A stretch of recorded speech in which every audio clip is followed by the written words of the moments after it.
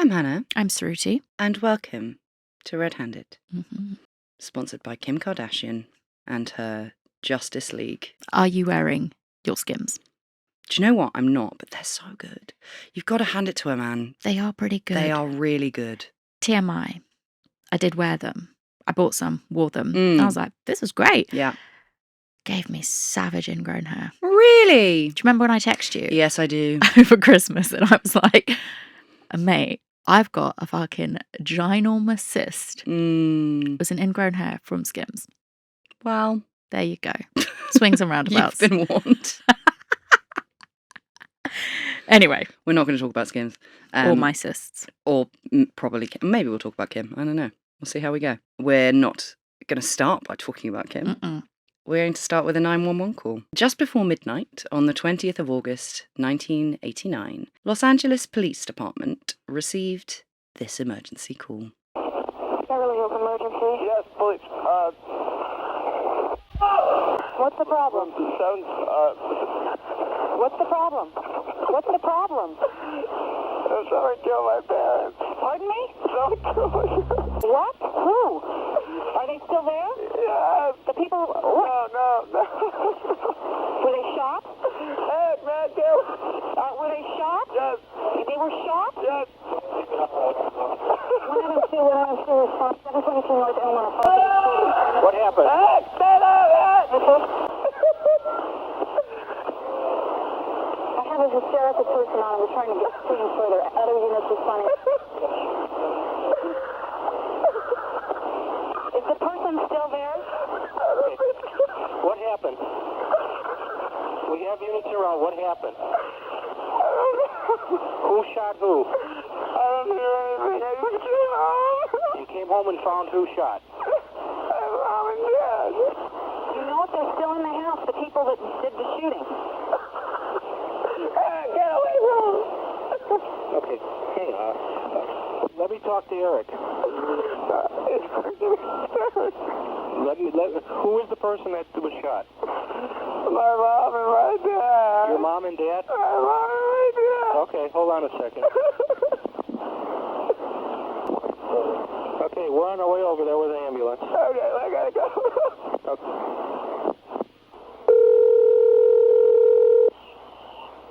Oh. Hello, this is police department. Yes. Okay, I want you to come outside. Okay, just come out the front door and my brother. Responders arrived outside a swanky mansion on 722 North Elm Drive in Beverly Hills, where 21-year-old Lyle Menendez, the caller, and his 18-year-old brother Erik were sobbing hysterically. And inside, authorities found a house of horrors. The boys' parents, José and Kitty Menendez, lay dead in the family's TV room, its elegant cream furnishings now soaked in blood. 45-year-old patriarch José was slumped dead on his cream couch. In life, he'd been a successful CEO with a winning smile. In death, the picture was less than pretty. His head was grotesquely swollen, and the cops described it as looking like a pumpkin. The boy's mother, Mary Louise Kitty Menendez, lay near the doorway, a gruesome trail of blood snaking off behind her. Her face and teeth were mangled, can't do eyes, can't do teeth, to the point that she was barely recognizable. The couple had clearly been shot multiple times at close range with powerful shotguns, and in just one fatal night, this seemingly perfect family, who appeared to have it all, had been blown apart. Literally. Thank you. Just in case you needed that extra detail. Now look, I'm not going to talk down to all of you listening, watching. You've probably already heard about this sensational case. The minute you say the word Menendez, most people are like, oh yeah, them. Because, of course, the deaths of José and Kitty Menendez are some of the most infamous slayings in true crime history, and their sons have become unlikely celebrities in their own right. Lyle and Erik's story, of course, featured on Ryan Murphy's hit Netflix anthology series, Monsters in September 2024. And since then, every Gen Z TikToker and their mum has probably made a video about them. So we thought that at long last, after many DMs from all of you, it was our turn to dive into the Menendez's murky world. So join us on a wild ride packed with scandal, betrayal, million-dollar mansions, courtroom showdowns, and enough family dysfunction to rival the most melodramatic of soap operas and probably make your family unit feel quite normal. With a potential release date on the cards for the brothers, because spoilers, they're in prison, this is your one-stop shop to find out everything you need to know before their resentencing hearing in March 2025.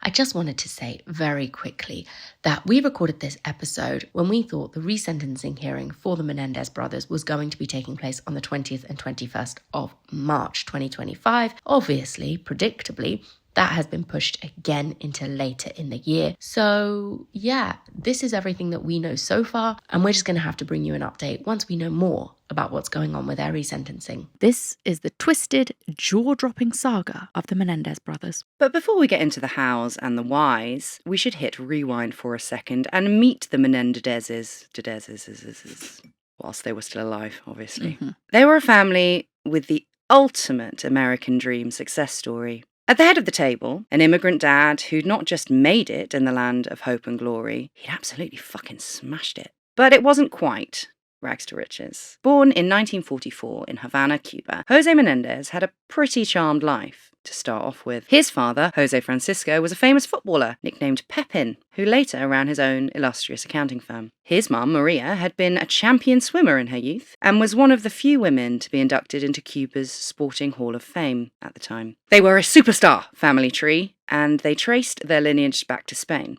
The Menendez family were also rich in funds and in connections, just as if not more important. And like his future sons, little Jose was a silver spoon kid to his core. But you know what they say, pride tends to come before a big fat fall. And in mid-century Havana, a little revolution was about to shake things up. My laser hair removal lady said something so funny yesterday, day before. That's like an equivalent saying to pride before a fall. She's South African, so it might be like an Afrikaans translation. I don't know, but she was like, peacock today, feather duster tomorrow. True. Although, who's getting their feather dusters made with peacock feathers, I'd like to know. Probably the Menendezes. Yeah. Enter Fidel Castro.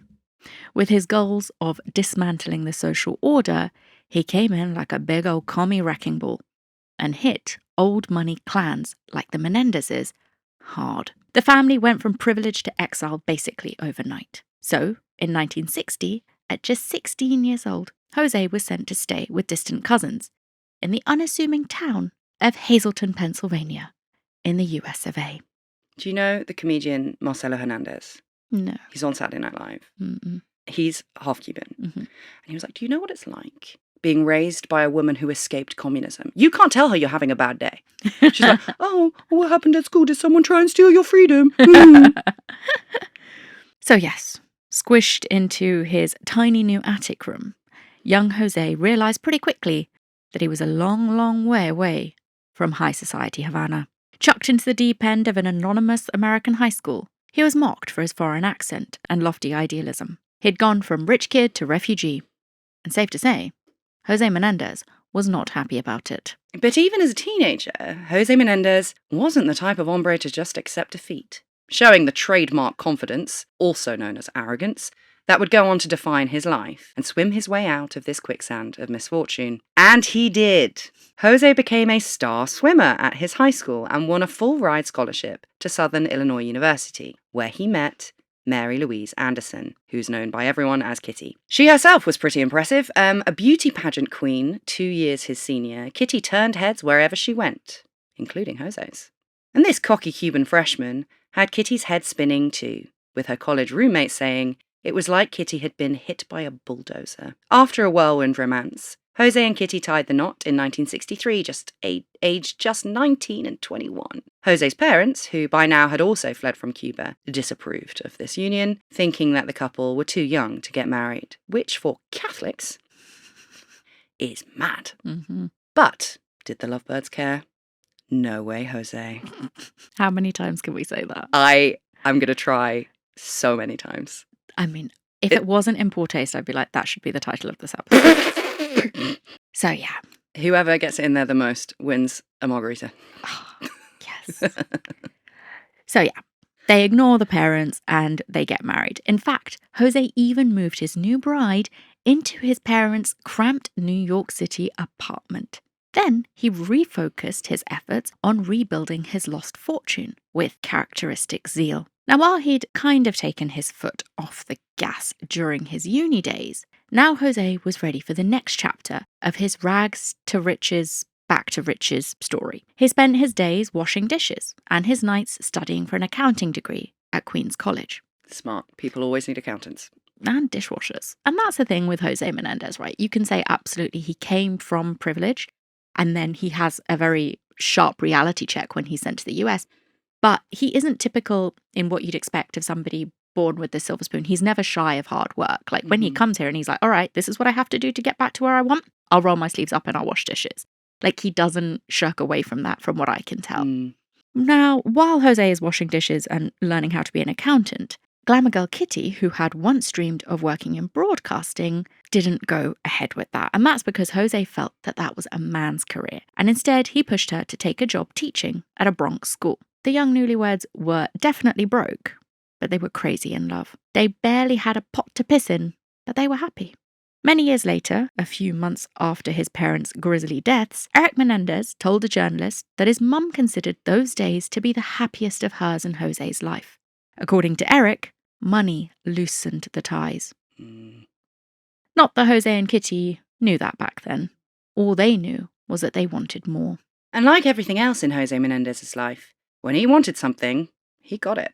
Jose graduated in the top 10% of his class in 1967 and immediately snagged a corporate job earning $25,000 per year, which was pretty big bucks for the time.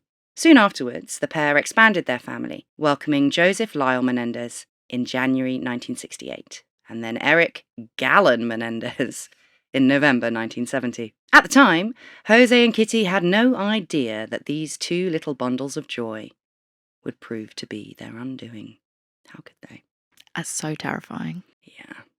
I know that, like, there's that saying, like, no parent should bury their child. No child should murder their parents. It's just not an eventuality you consider, is it? Quite. Yeah, I was getting my hair done yesterday, and my hairdresser was like talking about how his partner like absolutely does not want to have children. They've decided that's the route. And we were talking about like kids and stuff, and he's like, but what if they murder you? And I was like, what a strange thing to say. Yeah. But it happens. Yeah, Chances are slim, but it happens. I mean, children terrify me because they're so easy to fuck up. And what if they're born a paranoid schizophrenic? You can't parent your way out of that one. But I have never been like, but what if they just push you down the stairs? Yeah, it's all for our other podcast, the parenting one. Don't do it.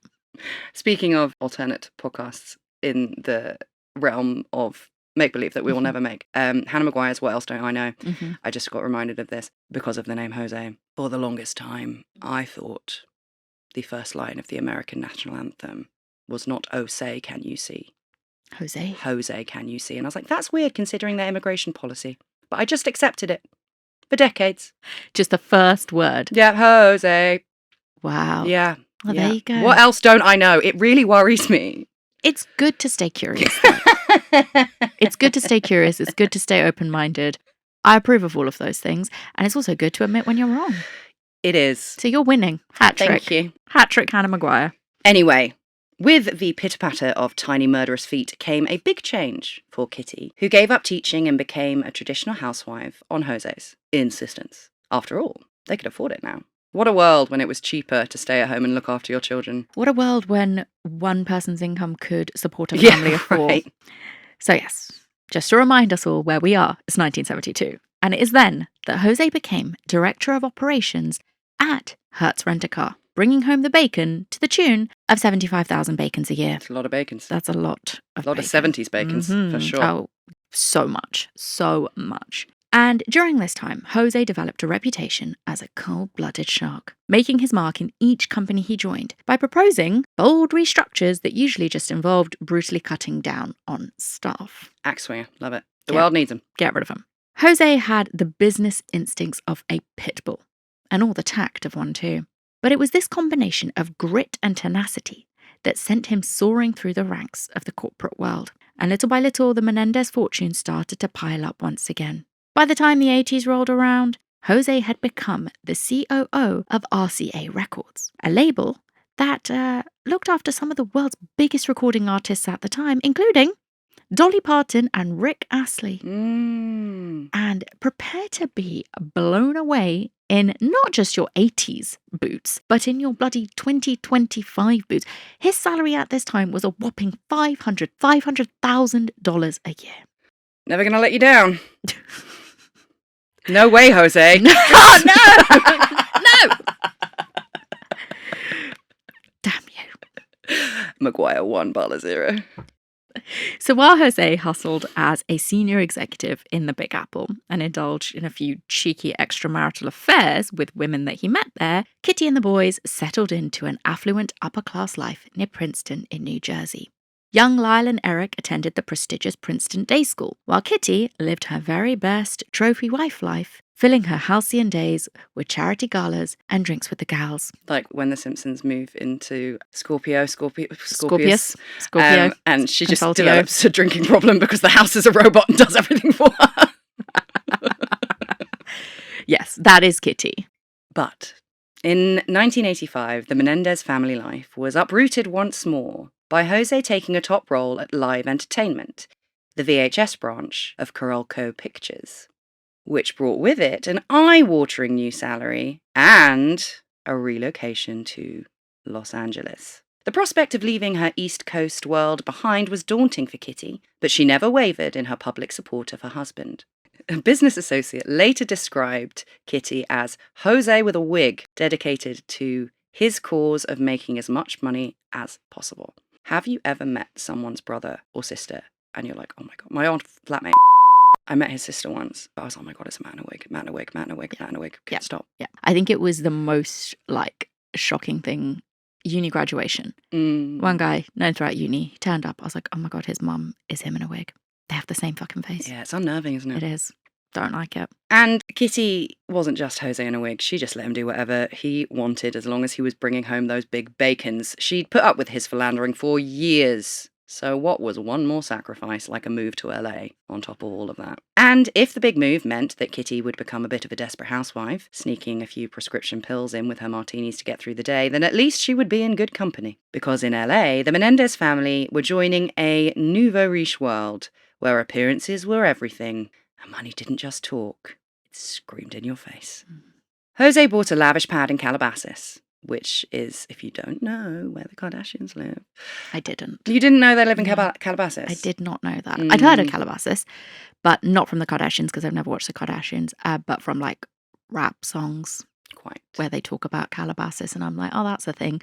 Though, fun fact, my good friend Gloria, who makes music, one of her songs has been picked. It's going to be in the new season of the Kardashians. Oh my God, amazing. Good for her. And I was like, fucking mate, that's big time. That is. That's huge. Big Good time. for her. It's going to be in the episode where, and she was just telling me, I have no idea, but they're going to go to Milan Fashion Week. And my friend Gloria is half Italian, half German. And she was like, let me sing some songs in Italian because that could also be picked up. And it got picked up and they're going to play it when they're doing the runway scene. Oh, amazing. Good for her. That's fun, isn't it? Oh, that is fun. If you don't know where Calabasas is, it's as bougie as it gets. And José let Kitty splash out on all of the ambitious renovations her heart desired, including moving their swimming pool by just a few feet to achieve the entertaining space of her dreams. Back then, it was all about keeping up with the Menendezes. Have you seen that Alec Baldwin? Is it Alec Baldwin? What's the guy who did the shooting? Alec Baldwin. Yeah. Alec Baldwin. And his wife, the one who pretends to be Spanish. Oh, Hilaria. Is she pretending to be Spanish or is she pretending to be Latin American? I'm not sure. She's pretending to be Spanish. Okay, right. They've got a new reality show.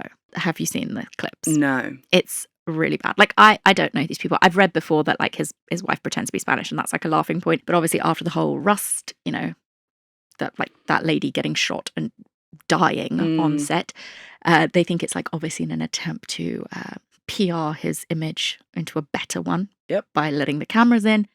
And there's such a cringeworthy scene where, because I've seen clips of this woman speaking with a totally normal American accent, and she grew up in the US.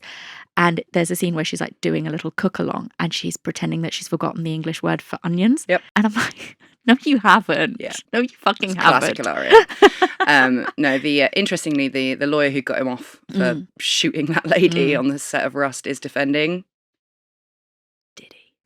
One of many, obviously. Sure. Also, whenever I think of Alec Baldwin, the only thing I can conjure in my mind is he did like a celebrity roast. And his daughter goes up to the podium and she's like, "Hi, Dad, it's me, Ireland." And then she plays a voicemail that he left her being how much he fucking hates her. Oh my God. He's a bad guy. He's a bad man. Oh God. And she is just fucking cringe when she's like, how do you say Saboya? Yeah. Like, no way, Jose. No, you dickhead. I realised after I finished that little bit, I was like, I should have fucking said it then. That's fucking great. And I was like, I'm going to bring it back up just to do it. All. Thank you. So anyway, back to keeping up with the Menendezes. Jose Menendez might have achieved his dream of becoming a multi-millionaire by midlife, but he was nowhere near done yet because he had even bigger plans for his progeny. Picture it, the sun-soaked playground of the rich and famous in late 80s LA. Now in their late teens, Lyle and Erik were handsome is a very subjective term. I can see why people would think that. They're very traditionally... Very of the time. It's very 90210. Yes. Very of the time, let's say that. They're tanned, they look quite athletic, and they definitely had bright futures ahead of them. The brothers were also both talented tennis players, with Erik even tipped to go pro. And Lyle, again, no shortcomings there visibly because he was also accepted to Princeton in 1987. And unlike their first-generation immigrant dad, these two were all-American trust fund kids to the soles of their blindingly white trainers. But Jose was determined to make sure they earned every dime he passed on to them. Jose wanted Lyle and Erik to excel in everything they did, from school to sport, like some mad 80s version of that one guy on LinkedIn who posts inspirational grind culture shit every day. I can't stand it. It winds me up so much. Of all of these, top level CEOs doing all these seminars of you just need to make a vision board. If it was that easy to be a billionaire, Stephen, everyone would be a billionaire, wouldn't they? It's not how it works. My problem, though, is I don't even mind the billionaire CEOs doing it because I'm like, take it with a pinch of salt, take it or leave it. They actually have done it. It's when the mid-level sales guy at a nothing company is posting inspirational quotes over a picture of a mountain. And look, I'm like, get it. Get your content, do what you want. Maybe some people will like it, but it is just... Yes. It's a bit much. The motivational speaker who has achieved nothing is worse. The worst kind of person. Yeah. Anyway. But Jose was kind of like that. He regularly quoted rules for success from self-help and history books to urge his offspring to follow in his footsteps. He invested in expensive tennis coaches and private tutors, priming his sons' dinner table conversation topics to ensure that they could charm VIPs with ease. And look, Jose Menendez has a lot of problems in the parenting department. I'm not going to say that he doesn't. And maybe it's just because of the way I was raised that I'm like, I think it's just he realizes that his sons are totally fucking useless in many ways. And he is just desperately trying to make sure that they don't fail at life. He's like, have this tutor, have this guy who's going to teach you how to play tennis. Here are some fucking conversation topics because you're boring as fuck. And I'm like, I feel sorry for him. I'm like, you work that hard. You get to the point that you are so successful. You have these two kids, you put all this faith in them and they are fucking shit. It's going to be a tough pill to swallow. It's just like, look, kids, at the golf club, under no circumstances do you say that they should tax the rich more. No way, Jose. Oh, no. God damn it. It probably feels like an embarrassment for him, right? I think so.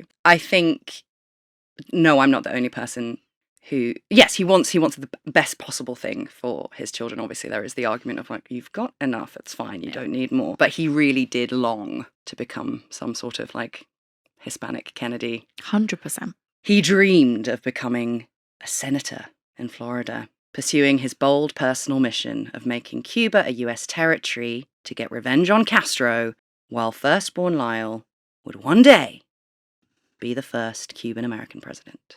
Jose had it all figured out. But then came the first snag. As teens, Lyle and Erik weren't exactly living up to José's sky-high expectations for them. In 1987, during his first semester at Princeton, Lyle was caught plagiarizing a psychology essay and faced expulsion. Ugh, the shame. Mm-mm. And to get caught in 1987 where they didn't even have plagiarism bloody software. It's quite embarrassing, Did you isn't it? literally just staple your name to a book and hand it in? This debacle was not part of the plan, and José was not going to let it derail him either. He flashed his checkbook and struck a deal with the dean, and got Lyle's punishment reduced to a 1-year suspension. The head boy in my year at school was almost expelled for sleeping with a sex worker on rugby tour in Brazil, but his parents made a £1 million donation to the school, and then he was head boy. I know who you are. So does he. Ooh. And if that story is incorrect, I don't care. Anyway, the 1-year suspension as a result of the money waggling could only be an unintentional gap year. And using that time, Lyle followed in the well-worn footsteps of all Nepo babies the world over, and he became an intern for his dad's company, which is also what the head boy of my year did. The thing is, you can be like, that's unfair, but I'm like, parents gonna parent. And be like, yeah, so what? My kid's a dickhead, but he's my kid. I'm gonna have to give him a fucking job or an internship. Sure. Or throw some money at this. That's life. It wasn't just Lyle, though. That was José's problem at this point, because in 1988, Erik got caught up in a string of bling ring style burglaries around Calabasas. Erik and his Brat Pack pals, including Lyle on at least one occasion, hit up homes that they knew belonged to wealthy parents of kids they went to school with who were on holiday or something at the time. Which would have been everybody. Yes. They would break into these homes and they actually ended up stealing over $100,000 worth of cash and jewelry that they kept in a storage locker and just dipped into every time they wanted a bit of extra pocket money. José was unsurprisingly incredibly not happy, and you can understand why, because he's like, I was fucking washing dishes, I give you everything and you're still stealing and humiliating me, and just no shame, just everything that is the worst nightmare of a parent that struggled at least at one point to give their child everything. I really think that people who live risk-free existences have no self-awareness at all. Mm-hmm. So yes, again, I don't want it to sound like I'm just defending José, because he has a lot of problems in the parenting department, like I said, but of course he's fucking raging. And as would become a bit of a pattern, Daddy's money did the talking yet again. José paid hefty sums to appease the victims and hired top lawyers to cut a deal for Erik. The result? A slap on the wrist and court-ordered therapy instead of jail time. And you can argue, of course, he should have let Erik go down for it, teach him a lesson, make him hit rock bottom and build himself up from there, which yes, would probably be the right thing to do, but he also knows his kid's a fucking shithead, and if he does that, he's fucked for life. And ain't nobody becoming president after they've gone to prison for theft. No way, José. Maguire 2. I quit. 3. Maguire 3. Yeah, fine. So to dodge further scandal, José ended up relocating the family to an even glitzier postcode. You guessed it, 90210. That's right, Beverly Hills, baby, where the family settled into an 8-bedroom mansion whose previous occupants included Prince and Elton John. Though I have it on good authority, not at the same time. So, apart from minor scrapes with the law and some strict tiger parenting that might have raised a few eyebrows, the Menendez family looked the part. And in the dizzying heights of Beverly Hills, that was all it took. Fake it till you make it wasn't just a mantra, it was a lifestyle. Because as long as the outside world saw what José and Kitty Menendez wanted them to see, the perfect facade of a high-achieving family, nobody really thought to ask questions about what might be going on behind the scenes. That is, until that night in August 1989, when suddenly it was the only thing that people were talking about. The number one question in the hills was who could have wanted to destroy José and Kitty Menendez so badly. But Lyle and Erik, for all of their displays of hysterical grief, didn't have to wonder too hard about that one, because they knew exactly who shot their parents. They did. Yeah. As for why, that's a bit more complicated. Now first, we're going to tell you what the Menendez brothers did on the night of the shootings without getting too deep into the emotional clusterfuck that caused it all. Don't worry, we'll get there, we promise. But let's start, for now at least, with the stone cold facts. On the 20th of August 1989, Lyle and Erik had plans for a fun night out. They'd arranged to meet their pal Perry Berman at the Taste of LA Food Festival in Santa Monica, after a cinema showing of Batman that would finish at around 9:30 p.m. Now, although Perry had waited a while, the brothers never showed up to the festival. It turned out later that they'd had their hands quite full, specifically with a loaded 12-gauge shotgun apiece. So at around 10 p.m, Lyle and Erik entered the family room at their Beverly Hills home, where the Bond film, The Spy Who Loved Me, was playing on the widescreen TV. And within minutes of getting into the house, they had both shot their parents dead.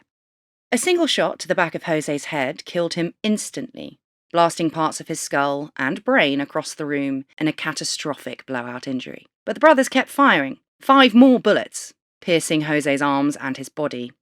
They used manual pump-action shotguns loaded with buckshot, making each shot a laborious and conscious effort, which is important. This wasn't just a random spray of bullets. The boys shot their mother 10 times. Having survived the initial blows to her limbs and her hand, Kitty desperately tried to crawl away, whilst bleeding and moaning in agony. She was still alive. Just. Lyle and Erik ran back to the car, where Erik passed his big brother the ammunition he needed to reload his weapon, and then they went back in the house. When they returned, Lyle put the barrel of the shotgun to Kitty's cheek and pulled the trigger to finish her off. It was a bloodbath, with the couple's remains dripping from the walls and pooling on the parquet floor. With blood and brains covering every surface, and with the acrid gun smoke still swirling in the air, the brothers calmly and meticulously collected the spent shell casings from the floor, which again, very important for later. Then they bolted, and they headed straight to the cinema in a bid to cover their tracks. There they tried to buy tickets to Batman, but the cinema refused as the film was almost over. So they got tickets for the next screening, but the brothers ultimately tossed the stubs after realising their timestamps wouldn't work for the alibi that they wanted. So, adrenaline pumping, Lyle and Erik hit the road again. The brothers would later say that they dumped their clothes and weapons and shell casings in a dumpster behind a Santa Monica gas station, although these were never found. Even if they had managed to get into Batman, surely the police would talk to the cinema people and they'd be like, oh yeah, there were those 2 guys who came 10 minutes before the end, actually. Yeah. Like, it just seems like a very odd... Oh, I mean, yeah, there's many a problem. I think the police would have said, no way, Jose. Come on. No. Still in the lead. My delivery could use some work on that one. I was just desperate.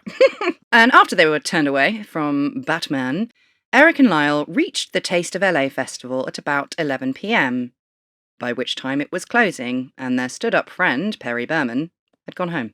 I know that there is a connection. I I cannot remember off the top of my head, and I won't waste everybody's time, but they just give me such, like, American Psycho vibes. It's that time, 80s. I know that Patrick Bateman isn't in LA, but it's kind of that, like, tanned, hyper, like, athletic, fixated with your appearance, like, listening to all the pop songs. As we'll see, they're big fans of Milli Vanilli, these two, and it's just, like, that hyper fixation and this whole, like, let's go to see Batman, and then, like, the Taste of LA. I know Patrick Bateman never would have seen Batman, but you know what I mean? It's like a younger Patrick Bateman. It's like, that's the vibe I feel. And this is what I mean when I say that people who've lived a risk-free existence aren't self-aware.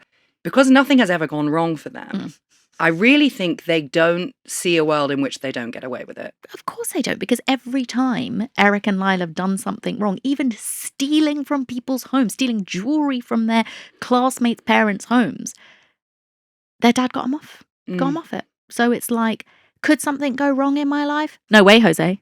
Better. Thank you. Have we equalised? I don't know if I'm going to give you the one before. Also, can I ask why? I went to go watch the rugby at the weekend. It's not against my will, but like semi against my will. And I was like, oh, they've equalised. And everyone laughed. Is that something you don't say in sport? And then they all kept saying it for the rest of the day. But like, oh, they've equalised. Is that not a thing? I thought that's a thing people said. You know what I mean, right? In football, you can say that. Yeah. I don't understand rugby. Not do I. I know nothing. And then they were like, oh, is equaliser 3? Oh, I don't get it. don't get it. Why can't I say they equalised? Somebody Was tell it me. because it was a try before a conversion? Maybe. That might be it. Help! I was like, well, fuck it. I was just trying to take part. Well, there's the danger.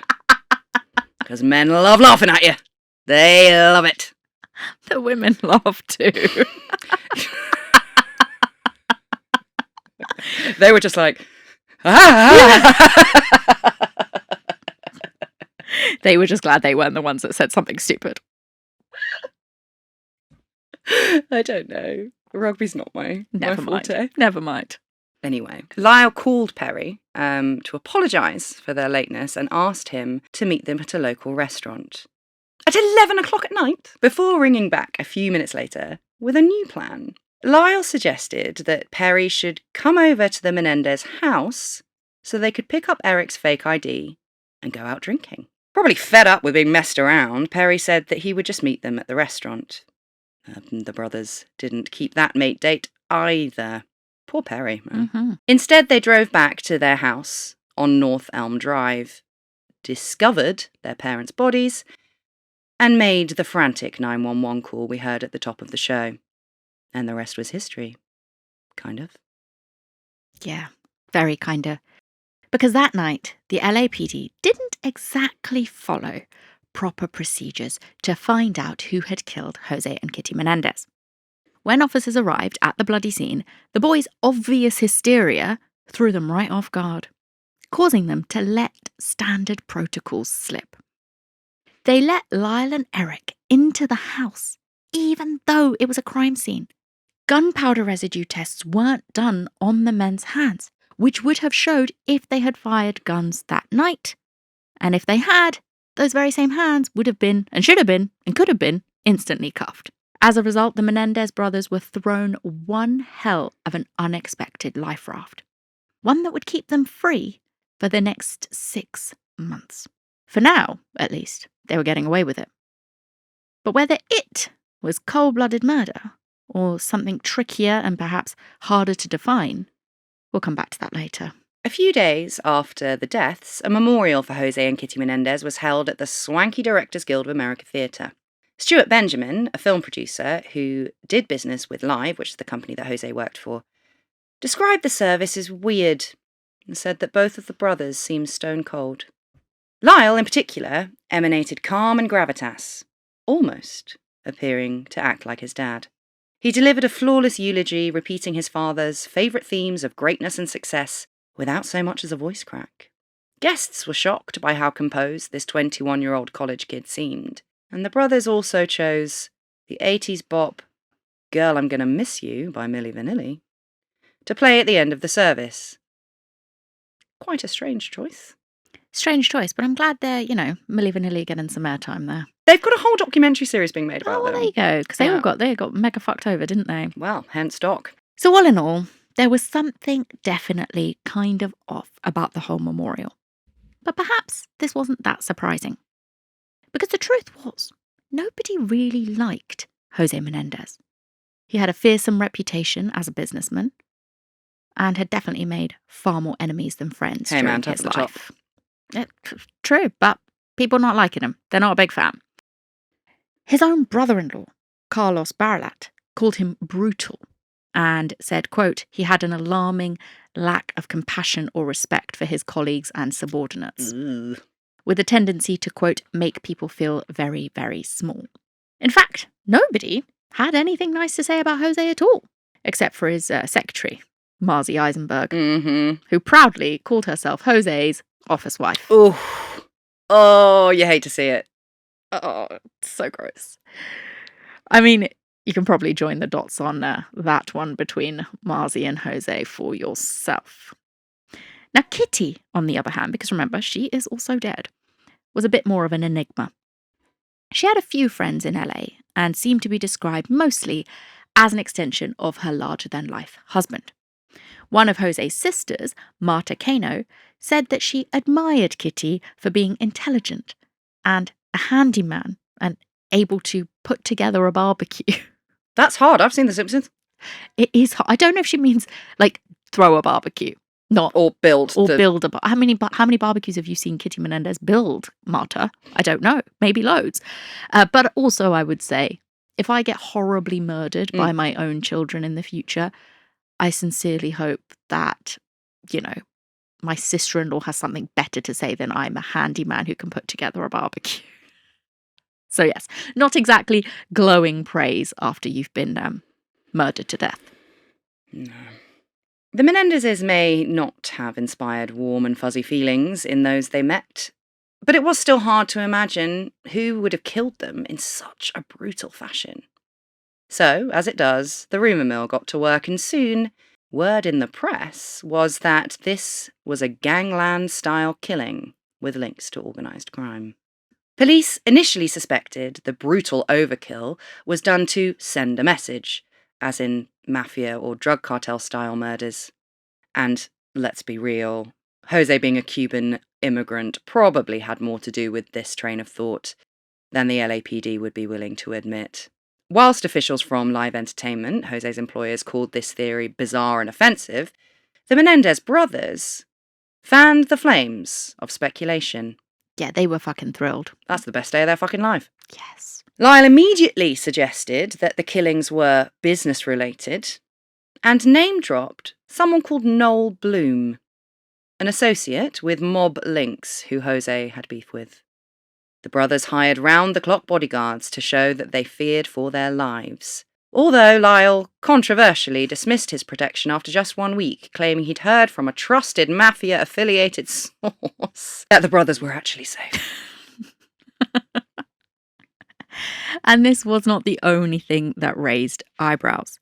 Friends described Lyle becoming a strange, swaggering imitation of his father José overnight, investing in businesses and making grand, sweeping plans to fulfill his father's legacy. Lyle seemed keen to fill his dad's shoes immediately, and his credit card for that matter. I mean, they will have inherited so much money. We'll get to that.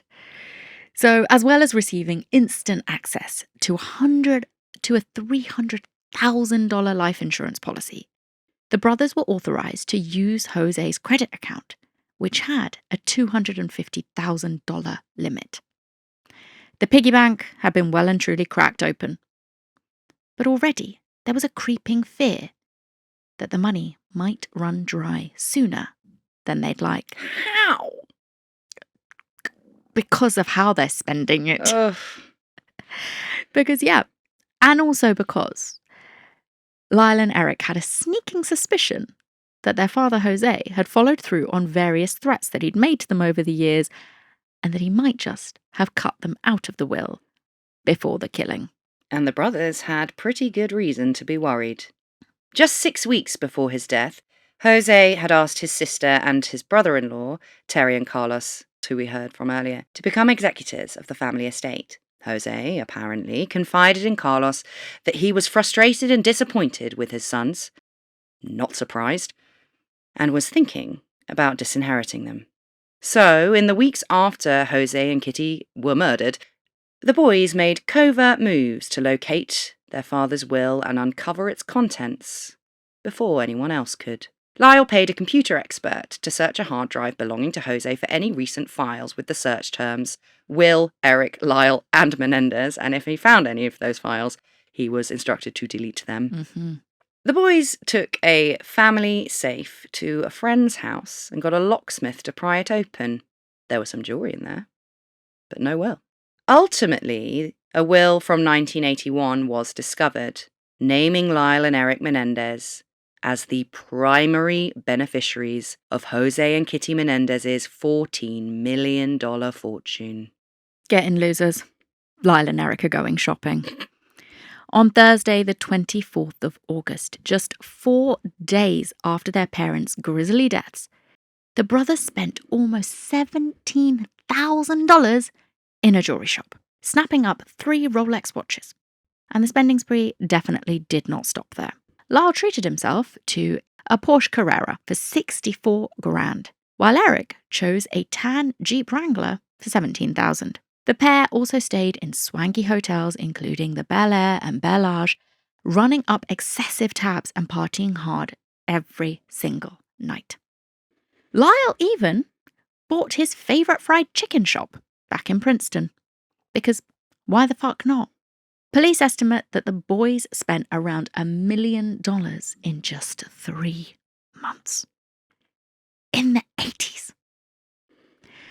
Lyle and Erik didn't seem to be behaving much like grieving children. Instead, they were acting like they'd won the lottery. And the LAPD smelt a very expensive rat. About fucking time. Mm-hmm. As suspicion grew, the LAPD quietly launched an investigation into the Menendez boys, and soon more incriminating details started to surface from those who knew Erik and Lyle. Police learned that Erik and his bestie, fellow Beverly Hills High student Craig Signorelli, had written a screenplay together called Friends. Yeah.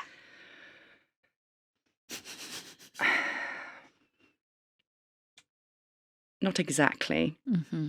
like the comedy series we are all familiar with. This version of Friends Mm-hmm. revolves around a wealthy kid who's called Hamilton Cromwell, who discovers that he is set to inherit $37 million, and then Hamilton Cromwell murders his parents in cold blood.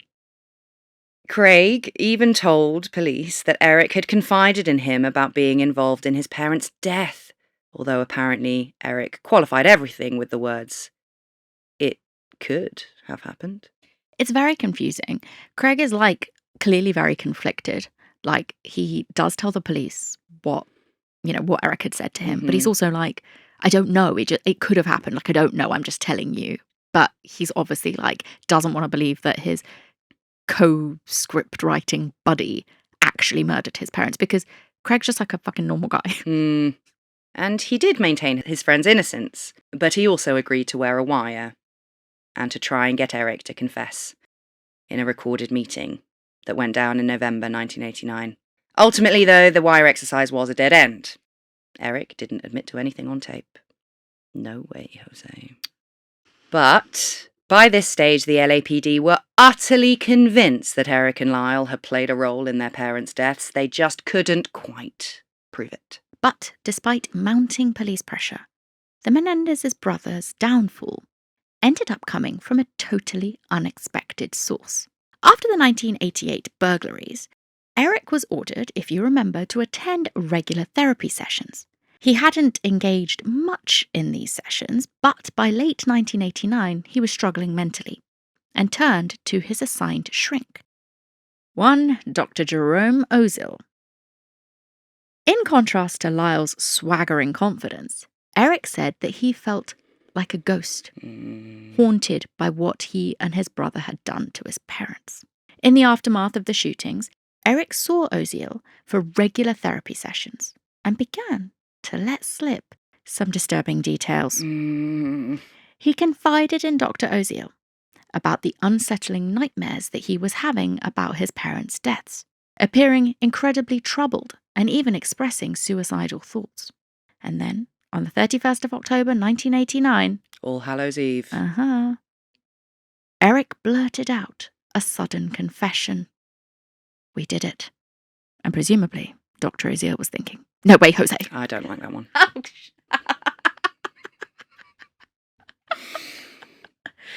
Still, though, that Halloween, Dr. Jerome Ozil began playing a very dangerous game.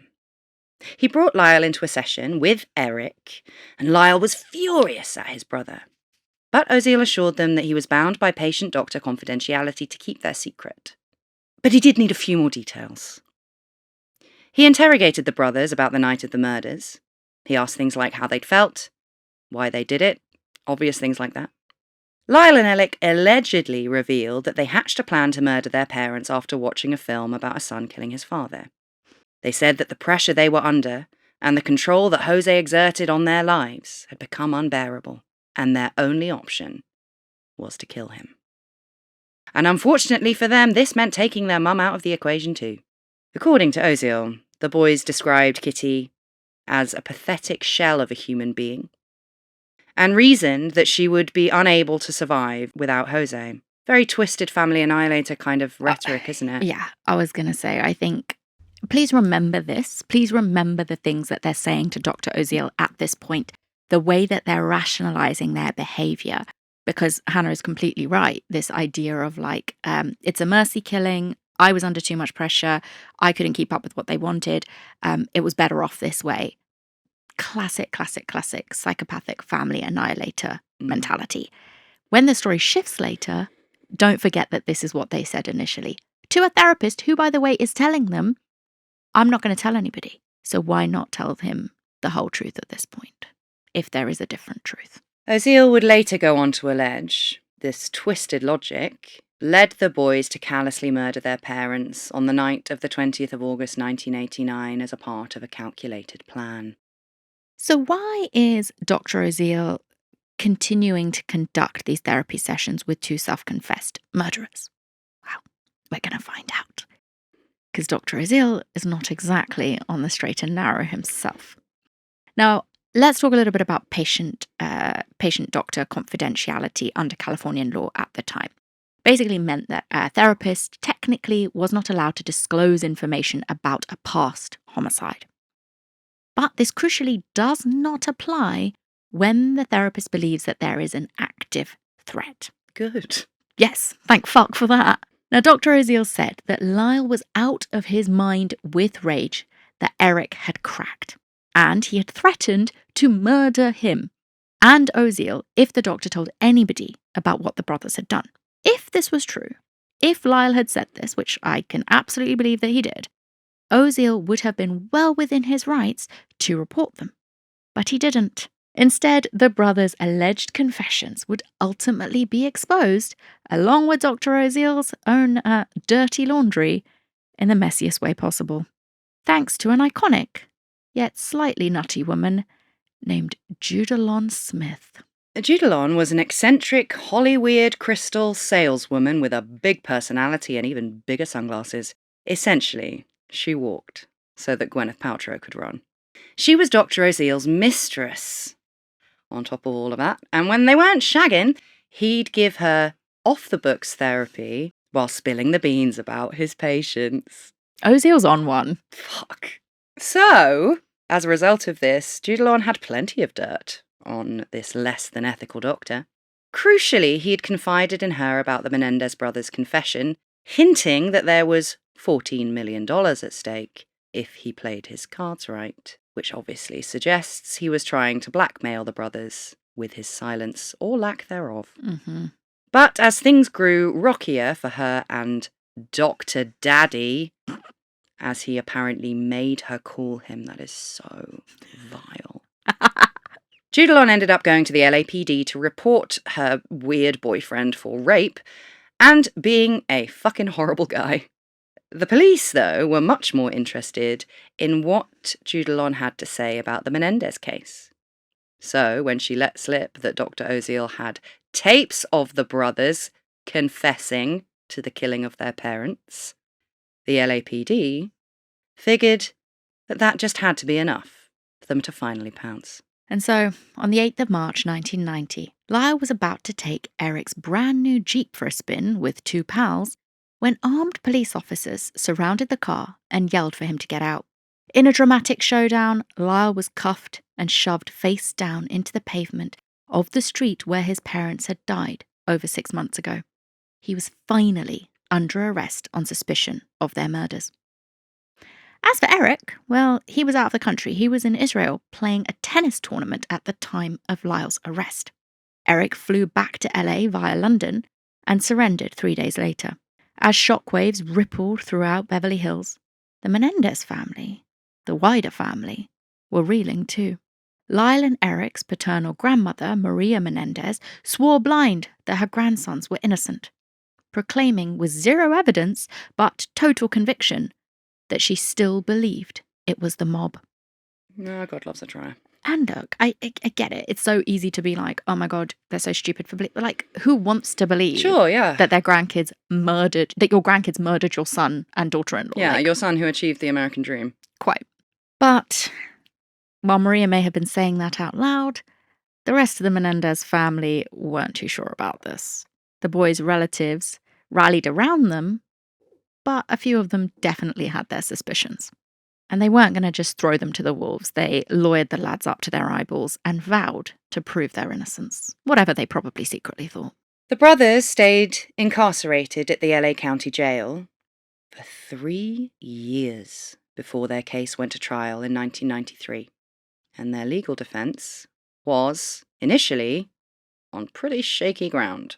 The case had been all over the headlines, and pretty much everybody believed that Lyle and Erik were just two spoilt rich kids who'd killed their parents for their inheritance.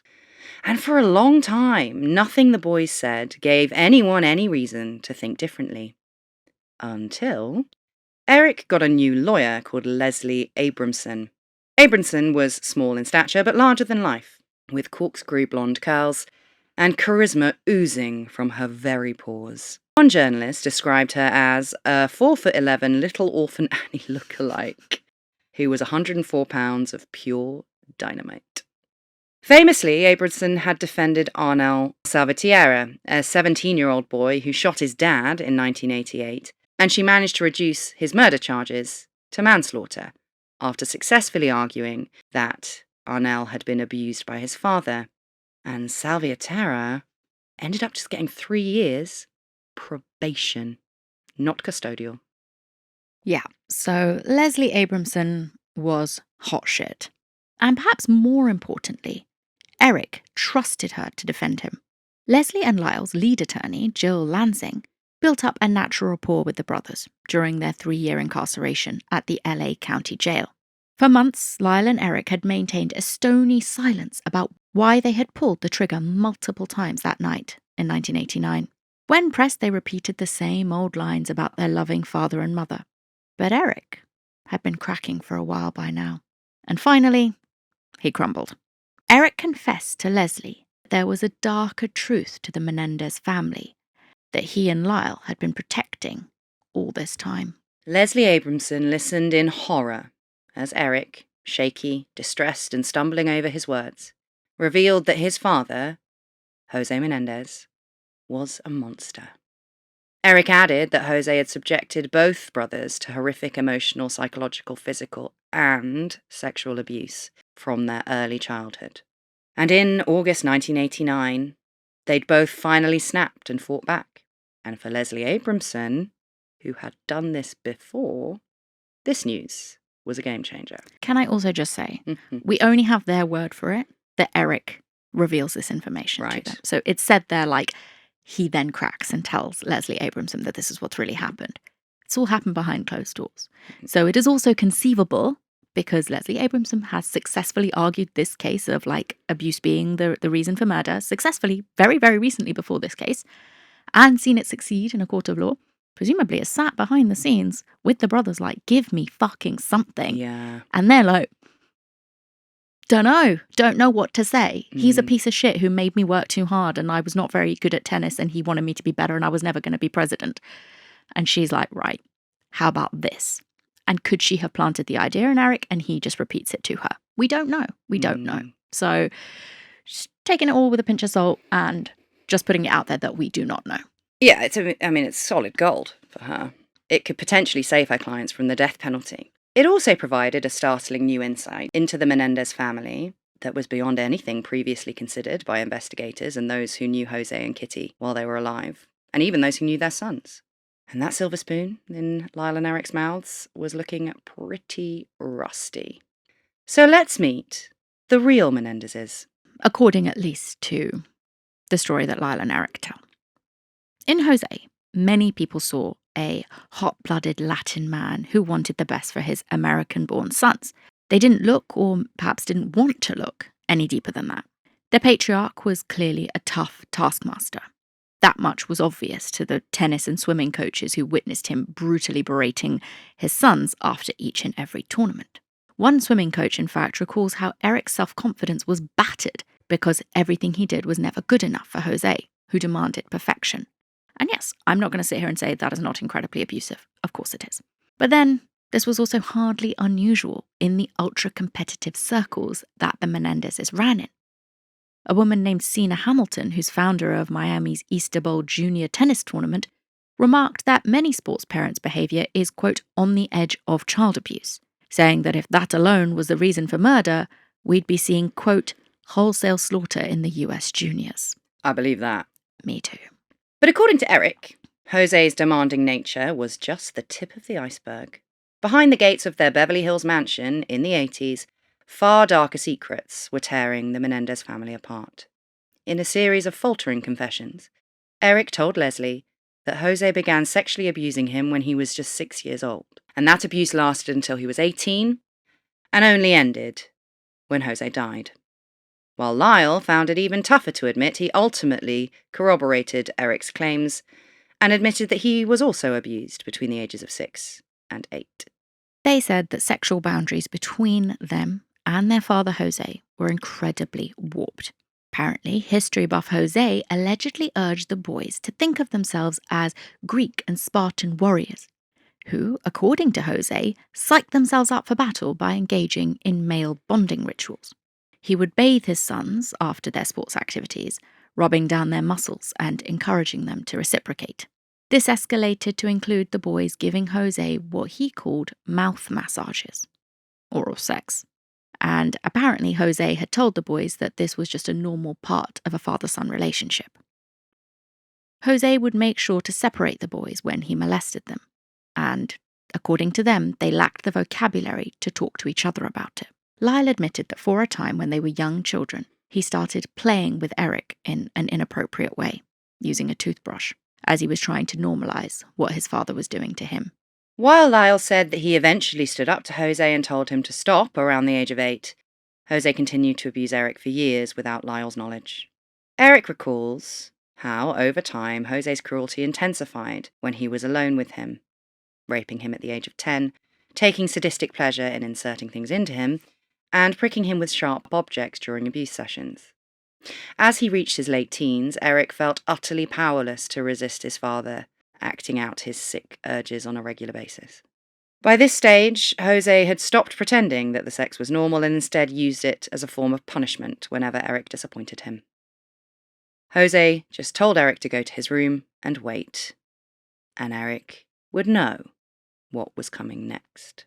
Throughout these confessions made to Leslie Abramson and forensic psychologist Dr. William Vickery, both Erik and Lyle still found it hard to talk frankly about their father. They repeatedly described him as a great man, clinging to the legacy that he'd sought to craft while he was still alive, like some familiar myth. Dr. Vickery noted that he believed the Menendez brothers were genuine because their disclosures were like pulling teeth. In contrast to when people are lying about abuse, they tend to reveal everything straight away because they're so keen to be believed. Lyle and Erik had spent so long lying about José that, according to this doctor, finally being honest was a huge adjustment. And this culture of fear and silence had meant that the brothers had never fully disclosed the abuse to their extended family members, although certain things had allegedly slipped through the cracks. And this is one of those. So the brothers' cousin, Diane, remembers being a teenager when 8-year-old Lyle had asked her if he could touch her down there, revealing that he and his dad did that together. Diane told her Aunt Kitty, who insisted this was a lie, and the incident was swiftly swept under the rug. Erik also apparently confided in another cousin, Andy Kano, about weird sexual stuff that would happen between him and his dad, trying to check if this was a normal father-son thing. But Erik had begged Andy not to tell anyone, so Andy had kept it a secret. So that's José. What about Kitty? Her sons claimed that her mental health had been unraveling for years. She drank heavily and proudly called her chosen poison, cognac, a high-class drink, and it's disgusting. She would take 13 different prescription medications to get through the day, including Mommy's Little Helper, Xanax. Kitty was hospitalised multiple times for overdoses, but always checked herself out. Kitty's paranoia and jealousy over José's many affairs consumed her. She tracked down his mistresses, stalked them, and hired private investigators quite a few times. And reportedly, she freely told people that she didn't love her sons, especially Lyle. She'd never been that close with him. She was more protective over Erik, but deep down she resented the pair of them. because they'd stolen José from her. Motherhood had cost her everything, her career, her body, her marriage, and she repeatedly warned her niece Diane that children can drive a wedge between husband and wife. And according to the brothers, José wasn't the only one who displayed sexually inappropriate behaviour during their childhood. When they were kids, Kitty allegedly showed the boys photos of her in lingerie and swimsuits and asked them if they thought she looked good. The boys claimed that she'd also often walk around topless and naked in front of them. Erik says that between the ages of 11 and 13, Kitty would invite him to sleep in her bed and once even asked her to touch her everywhere. The boundaries at home, according to the brothers, was so twisted that young Erik and Lyle used to fight over who got to sleep in their mum's bed when José was away on business. In contrast to José's rigid and controlling nature, the brothers felt that their mum Kitty was out of control. She was emotionally volatile, exploding into fits of rage seemingly out of nowhere. Lyle described Kitty as being totally unpredictable, consistent only in one thing: how much she hated him. She constantly slammed Lyle's girlfriends, she called them bimbos and gold diggers, etc. She also had quite an intense paranoia about STDs in the house, labelling a model that Lyle dated in 1989 as a slut who probably had AIDS. And he claimed that she made him eat off paper plates for weeks. The horror. In another bizarre move, Kitty allegedly ordered Erik to get a girlfriend within 6 months and took an obsessive interest in his sex life. By 1989, Lyle and Erik felt like their mother was spiralling toward total self-destruction. According to them, she once threatened to kill the whole family by poisoning their food. And apparently, after that, José didn't trust her cooking and often took the boys out to eat instead. Kitty reportedly bought several guns, which also alarmed her sons. They apparently also found suicide notes in the house and feared that she might take her own life, and all theirs. The power dynamic in the house, according to Lyle and Erik, had shifted. Even José, once an unshakable force, seemed intimidated by Kitty and did everything he could to placate her moods. Apart from shagging his secretary, obviously. Yes. Off the table. Yes. No way, José. Lyle later summed this all up by saying, "She seemed to be very mad at the world." Whatever had been really going on, for the last few weeks of José and Kitty Menendez's lives, the house on North Elm Drive was like a pressure cooker. And with each painstaking notch of the dial, something was going to have to give. The first notch came when Erik discovered that José had paid a chunk of money to UCLA, where he was due to start college, to avoid the requirement for him to live on campus. And that meant that Erik would be stuck in the Menendez mansion at his father's mercy. And you could read that as José just being like, "I want to keep you here because I am abusing you and I don't want you to escape my clutches." But you could also read it as Erik was the one that was part of that fucking bling ring style like theft gang. And he's like, "I need to keep you where I can keep a fucking eye on you." Like, it could be both. It could be either. Like, we just don't know. The second notch, during a heated argument, Kitty lunged at Lyle and ripped off his expensive hairpiece. Yeah. That scene, like, I did watch Ryan Murphy's Monsters. Yeah. I did watch it. And yeah, that scene is just like, what the fuck? I mean, being bald at 18 is however old he is. Yeah, he's like in his Too early young to be 20s, bald. But he'd been bald from like his late teens. That's going to take a chunk out of you. Yeah. And so does Kitty when she pulls it off. Yes, she did. As Lyle screamed in pain, Erik gaped in shock at his brother's bald, shiny bonds. Because even Erik, even his brother, didn't know that Lyle had been wearing a toupee for years. Yeah. Over 2 years, in fact. He'd started to go baldy in high school. And his father made things much worse by insisting that the hair loss had to be covered up immediately because a politician needs good hair. Literally trying to think of one bald president. Can't do it. Me too. Was Winston Churchill bald? President. Yeah. I was just thinking politicians. Nah, I'm sticking with the American. The whole all-American dream. Yeah. We got loads of baldies. Yeah, we have. We're more concerned with ancestral wealth than we are with coiffure.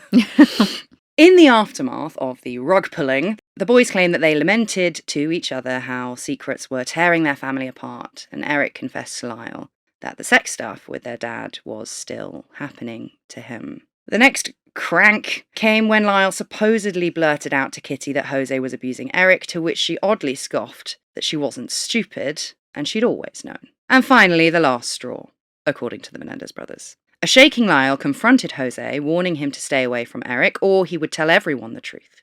José cryptically responded that Lyle had made his choice, and now José would have to make his. Lyle says that he took this the only way he knew how, as a threat. Because by this point, according to Lyle and Erik, they were convinced that their parents would kill them before the abuse could be revealed. So they decided to arm themselves for their own protection. 2 days before the killings, on Friday the 18th of August 1989, the brothers drove to a sporting goods store in San Diego on a mission. Which I would like to point out is quite far. Erik purchased them 2 12-gauge shotguns using a fake ID that in fact belonged to Lyle's former roommate back in Princeton, a guy named Donovan Goodrow. They asked the manager for advice on ammo, who recommended buckshot over birdshot if they, quote, really wanted to stop a person. That night, the boys say that they hid their loaded guns under their beds, preparing themselves for an attack. But the next day came with a surprise. José and Kitty dragged their sons out for a family shark fishing trip from Marina del Rey. Swimming in paranoia, the boys said that they were convinced their parents had nefarious motives for the seemingly wholesome outing. I mean, killing sharks isn't my wholesome, but fine. The boys claimed that they were terrified that José and Kitty would push them overboard and feed them to the sharks. Or perhaps stage some sort of tragic accident to stop their dirty secrets coming out. Unarmed and panicking, the brothers said that they were literally at sea. But the boat's captain, Bob Anderson, didn't notice too much out of the ordinary, just your average snooty rich family with sulky grown-up kids who wanted to avoid their parents at all costs. And in the end, nothing happened. By Sunday evening, though, the final night of José and Kitty Menendez's lives, the pressure cooker finally exploded. Erik says that during a blistering row involving the whole family, José told him to go to his bedroom and wait for him, something that he says was a euphemism for rape. But then the boys claim that José suddenly pulled Kitty into the family room and shut the doors behind them. And that door shutting, according to Lyle and to Erik, could only mean one thing. Their parents were going to kill them. Lyle screamed, "It's happening now," and told Erik that they had to grab their guns. Moments later, Lyle and Erik Menendez brutally shot their parents to death. This, at least, is an undeniable fact. But was anything else they said true? And if so, would the circumstances around the crime have an impact on their punishment? And perhaps more importantly, should it? That, our friends, is a whole nother story. One we will dive into next week with the trials of Erik and Lyle Menendez. So you just have to stay tuned. Yeah. Yeah. May peace be with you. Take care. You'll find out what we think about what they have said. Yeah, and all I will next say week. before everybody loses their mind about what opinion you have and maybe what we've sort of talked about this episode is it's really fucking hard to tell this story in a balanced, nuanced way without just being because you have to keep saying allegedly for everything they're saying. It's not to say that I don't think that possibly could have happened. Like I said, we'll talk about if it did happen, what I think what my opinion is on the impact that should have on the brothers. But also we don't have any evidence for it. And the pressure cooker situation, I think some of the stuff they're saying is definitely true about arguments, things like this, pressure building up. But also remember the things they tell us outside of this. They knew that their father was thinking about changing the will. That's also what this argument could have been about. The threat, the immediate threat that Lyle and Erik, particularly Lyle, could have been thinking they were facing was being disinherited, not being about to be murdered. Yeah. So we just don't know. We just don't know, but we'll talk about it more next week. So we'll see you then. See you then. Bye.